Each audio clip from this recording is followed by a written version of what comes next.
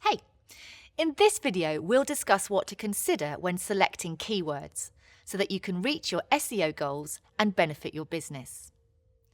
Choosing keywords is the foundation of successful search engine optimization. Why do you need to do keyword research? Well, here's an example. Suppose someone is looking for fresh berries. What might they search for? It could be simply berries, or it could be strawberries, blackberries, blueberries, or raspberries. If you sell fresh berries, you need to know the terms people use most often when searching. Ideally, you'll match your website content to what people are actually looking for. If you don't, there could be a disconnect. Visitors to your site could be looking for one thing while you're talking about another.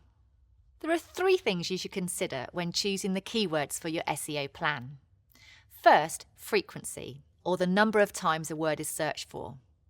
Obviously, you want to include the terms that people search for most often in relation to your products. Just keep in mind that it may be difficult to differentiate your business on highly searched for terms.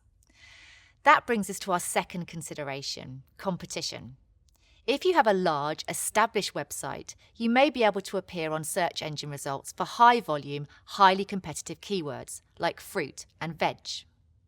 But new sites have big opportunities too. If you're just getting started, look for keywords that have a little bit less competition. Only a small number of keywords have a very high search volume, but there are a large number that have a low search volume. This is what's called the long tail of SEO. While the keyword strawberries might have a lot of competition, a term like "get organic strawberries delivered in Cornwall" would be an example of a long tail keyword that might give you more immediate SEO results. For small businesses, the long tail is often where you will find your SEO opportunities. It typically takes a website lots of time and focused efforts to appear in the results for searches for popular generic keywords. However, smaller websites may get good rankings for long tail keywords with less effort.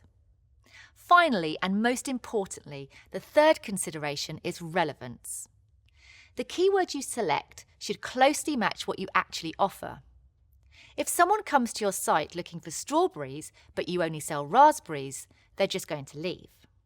Make sure your chosen keywords match the intent of the people who are searching. How? Well, one option is to use Google Search Console to see which pages appear in search and get clicks. Stay tuned for our Google Search Console video. Through all your SEO efforts, remember the golden rule. Your site's content should be made for human visitors, not for search engines. Don't add extra keywords or variations of keywords to your pages.